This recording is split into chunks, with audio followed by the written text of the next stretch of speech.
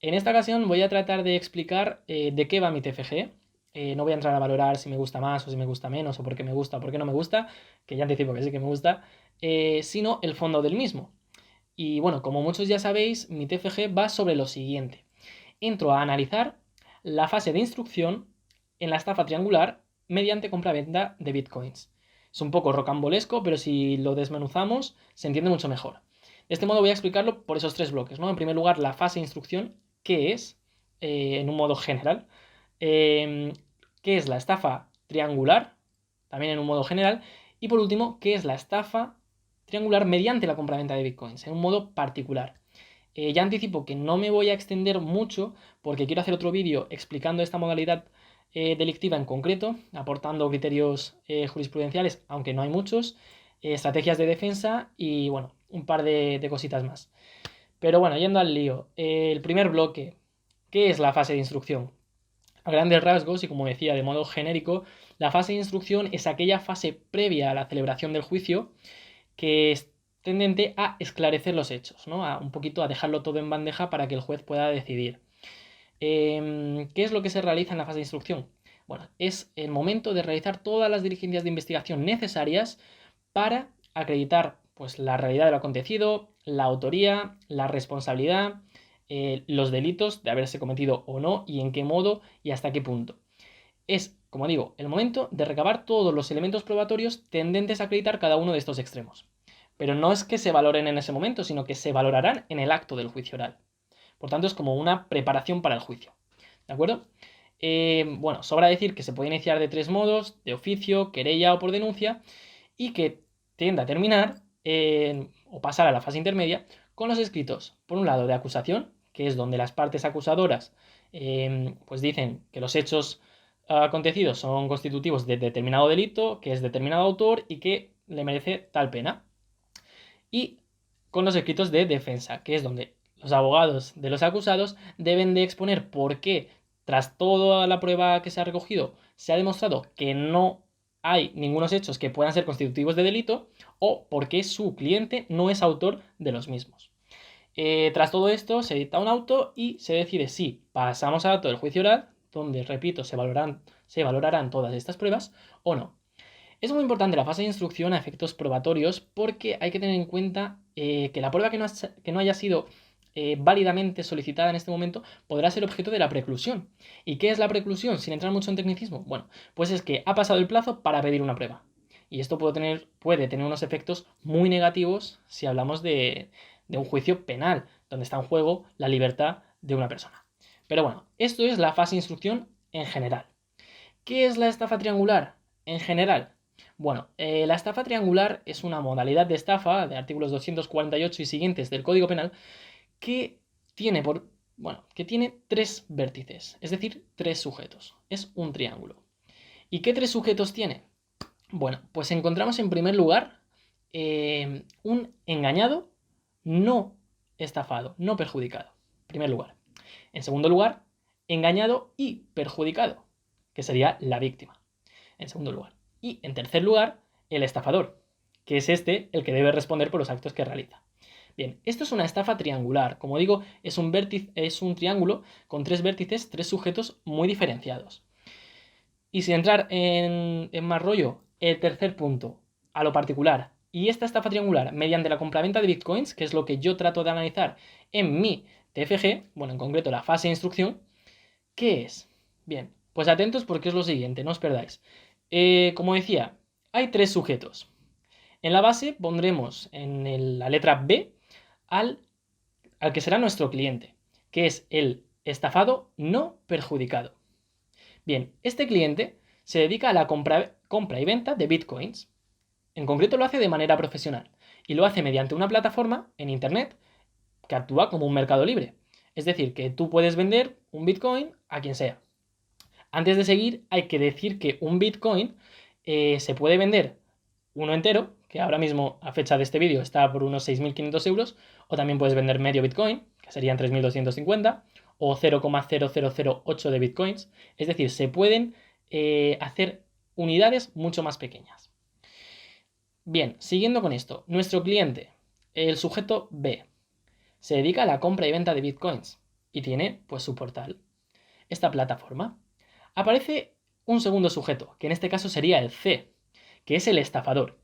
Y este se pone en contacto con nuestro cliente mediante esta plataforma y le viene a decir que quiere, por ejemplo, 500 euros en bitcoins, que quizá corresponden a 0,2 bitcoins.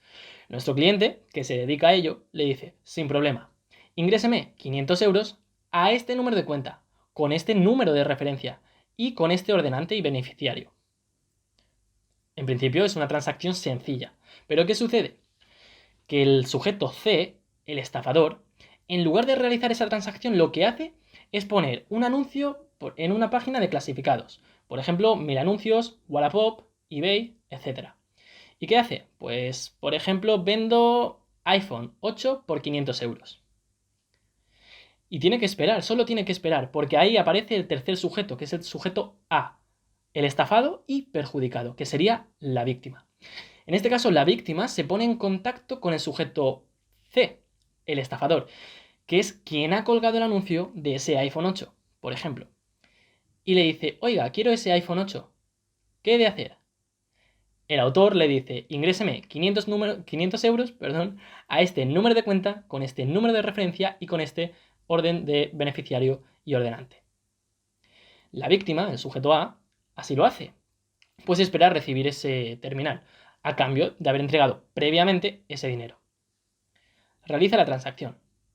Entonces, el estafador, el sujeto C, le dice a nuestro cliente, el que compra y vende bitcoins, oiga, ya le he hecho la transferencia, revíselo y libere, es decir, entregue esos bitcoins. Nuestro cliente, que se dedica a la compra y venta de bitcoins, verifica que se ha realizado esa transacción y por tanto procede a liberar los bitcoins. Pasa una semana, pasa un tiempo, y la víctima, el sujeto A, se percata de que ni le llega el iPhone, ni le contestan los mensajes el supuesto vendedor. Y dice, aquí pasa algo raro. Sigue, insiste, pasa el tiempo y decide poner una denuncia. Acude a la Guardia Civil, en este caso, por ejemplo, y le dice, oiga, yo compré un teléfono móvil iPhone 8 a esta persona, hice la transferencia a este número de cuenta y no me ha llegado y no me contesta. Me han estafado. ¿Qué hace la Guardia Civil? No se preocupe. Entre otras cosas, lo que mira es el titular de la cuenta corriente donde la víctima ha depositado el dinero. Es una diligencia normal, aunque muy pobre, y ahora veremos por qué. ¿Quién es el titular de la cuenta corriente? Nuestro cliente. Por lo tanto, la Guardia Civil, en su atestado, le imputa a él como responsable de esta estafa. Esto llega al juzgado y nos encontramos en la fase de instrucción, es decir, donde se deberán recabar todas las pruebas necesarias y suficientes para acreditar lo que ha sucedido. Esto es la estafa triangular mediante la compraventa de bitcoins. Bien, por descontado, el estafador desaparece. Todo esto es muy sencillo de explicar, pero a veces es complicado de acreditar. ¿Por qué? Porque existen diversas problemáticas, que son las que se deben de resolver, y se deben de resolver en la fase de instrucción. Deben de prepararse para que en el juicio oral, si es que llegamos, quede claro que nuestro cliente, aquella persona, el sujeto B, que se dedica a la compra y venta de bitcoins, no es responsable de estafa alguna, porque él ha entregado unos bitcoins y ha recibido un dinero. Es estafado, porque a él le han engañado, es cierto, pero no es perjudicado, porque él tiene esos 500 euros. Aquí el beneficiario, como siempre, es el estafador, que ni ha entregado un iPhone, pero sí que se ha llevado los bitcoins por valor de 500 euros. Bien, como decía, la problemática aquí que debe de dilucidarse en la fase de instrucción en el sentido de recabar esos elementos probatorios suficientes y necesarios son varias. En primer lugar, acreditar la existencia de las transacciones de ambas, tanto del anuncio en la página de clasificados como, y la más importante, la que se produce en la plataforma de compraventa de bitcoins. Hay que acreditar que esas operaciones existieron. En segundo lugar, y quizá más importante, es acreditar la autoría de cada una de estas operaciones. Y es que es meridiano dejar claro que nuestro cliente no puso el anuncio en la página de clasificados. Tampoco era el propietario del teléfono o correo electrónico desde que se tuvieron unas conversaciones. O el correo electrónico que se empleó para crear el usuario de, por ejemplo, Wallapop. Es meridiano, como digo, acreditar la autoría de cada una de estas operaciones. Y por último, y más importante si cabe aún, es acreditar al final la realidad de lo acontecido. Por tanto, los objetivos de un buen abogado deben ser dos en este caso. En primer lugar, y por encima de todo, conseguir la absolución de nuestro cliente, porque es claro que no es el responsable de esa estafa, que sí, le han engañado a él también, y él se ha quedado con los 500 euros de la otra persona, pero porque ha liberado unos bitcoins. Es decir, estafado, pero no perjudicado. Y en segundo lugar, y es importante, pero no tan importante en un procedimiento penal como este que se dirige contra nuestro cliente, es encontrar a la persona que realmente ha cometido este delito. Y esto es complejo y es lo que yo voy a tratar de dilucidar un poquito, como digo, en mi TFG. ¿Qué diligencias de investigación son tanto necesarias como recomendables para acreditar cada uno de estos puntos? Como digo, acreditar la existencia de los anuncios, tanto en Wallapop, por ejemplo, como en la plataforma de compraventa de bitcoins. Acreditar la autoría de cada uno de estos y ver cómo los autores no son los mismos, que nuestro cliente no es el autor de la estafa original. Y dilucidar quién es el responsable. Bueno, este es mi TFG, estoy en proceso y espero que cuando esté se pueda publicar y por descontado que os informaré de ello. También decir, como he dicho al principio del vídeo, que espero hacer un vídeo más concreto sobre este tipo delictivo. Y como decía, pues con criterios jurisprudenciales, posibles estrategias de defensa y algunas sentencias que ya ha habido, aunque son pocas, sobre estos temas.